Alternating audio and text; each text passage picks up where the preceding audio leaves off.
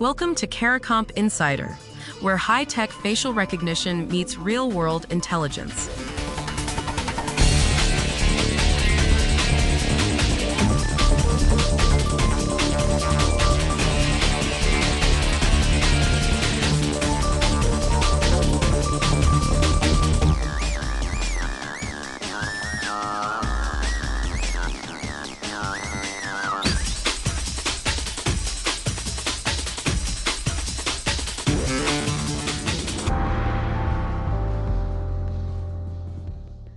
When you unlock your phone with your face, then press your thumb to a reader at work, you're not using two versions of the same technology. You're using two completely different biological systems, measured in completely different ways, with wildly different accuracy. And almost nobody realizes they're not the same thing at all. If you've ever scanned a fingerprint, looked into a camera at the airport, or unlocked anything with your face, this is already part of your daily life. The word biometric gets thrown around like it means one thing. It doesn't, and that confusion isn't harmless. It shapes how secure you actually are and how much of your body's data is being stored. Today I want to show you the 4 big types of biometric scans, why they're not interchangeable, and the 3 questions that tell you what's really being collected. So why does treating them all the same put you at risk? Let's start with the best comparison I've come across. Picture a blood test. When your doctor orders one, you think, give blood, get a number. But blood test isn't one test. It's a whole category: glucose, cholesterol, white blood cell count. Each measures something different. Each has its own margin of error. Biometric scan works exactly the same way. It's a category, not a tool. Asking how accurate biometrics are is like asking how reliable blood tests are. You have to know which one you're running. So which ones are running? According to industry market data, 4 technologies dominate. Fingerprint is the biggest, at about 37% of the market. Facial recognition is close behind, around 30%.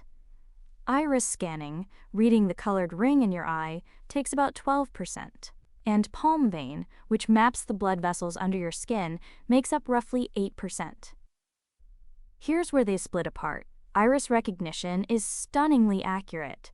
Researchers measuring system performance found its error rate often drops below 0.1%. The pattern in your eye stays stable your whole life, and it's extremely hard to fake. Now compare that to fingerprint. Your prints can't be read through gloves. Dirty, injured, or worn fingers fail. People who work with their hands can wear their prints down until a scanner can't read them at all. And your face? It changes over time. Beards, masks, glasses, all of it can throw the system off. For a security team, that difference decides which system protects a building. For you, it explains why your phone sometimes refuses your face in the dark, but your thumb fails the moment your hands are wet. So here's the fix the industry already figured out. Instead of trusting one trait, combine 2.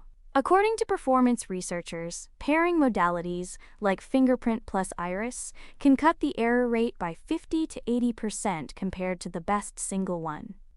If fingerprint misses 2 times in 100 and iris misses 1 in 1,000, a well-built combination can drop below 1 error in 10,000.